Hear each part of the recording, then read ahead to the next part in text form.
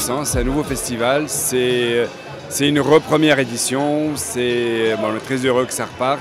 C'est plus d'1 an de travail, de réflexion et un aboutissement. Ce qui m'a frappé dans cet après-midi avec Scorsese, c'est que l'un des extraits, c'était la dernière tentation du Christ.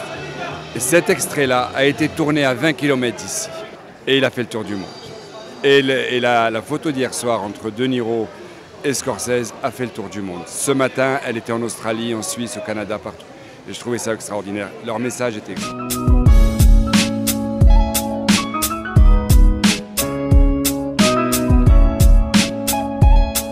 La masterclass aujourd'hui qui était incroyable, mais hier soir c'était magique.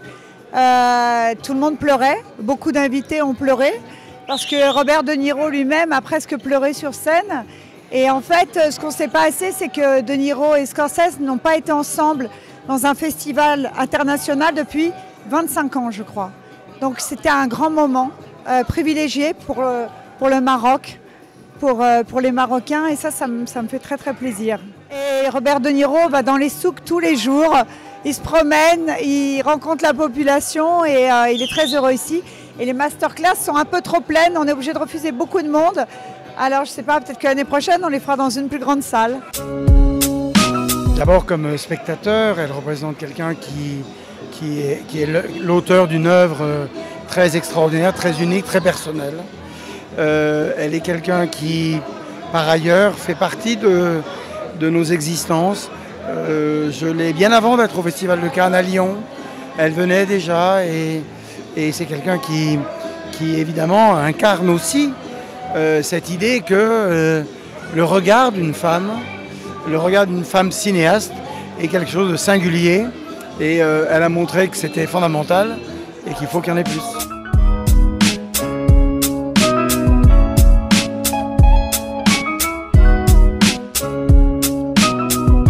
Je suis une doyenne et je suis persévérante. J'ai maintenu un niveau de cinéma tourné vers les autres, un cinéma qui ne fait pas d'argent, mais qui fait de l'amitié. Et je me sens très aimée, et c'est très important. Et aimée au Maroc aussi.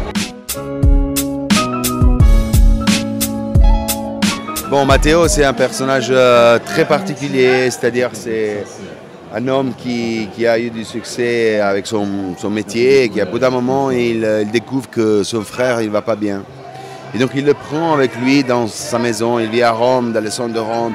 Il a un appartement magnifique. Il est très riche et il pense qu'il peut gérer tout avec l'argent, en fait.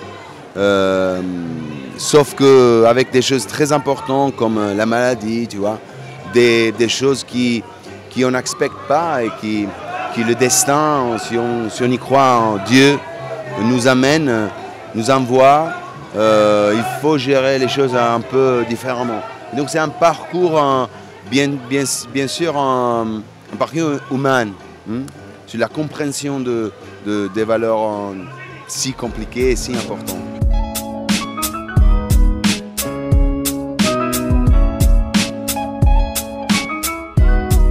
L'idée du film est venue de la réalité, de la vraie vie. Je me suis inspirée à une histoire que j'avais très proche de moi.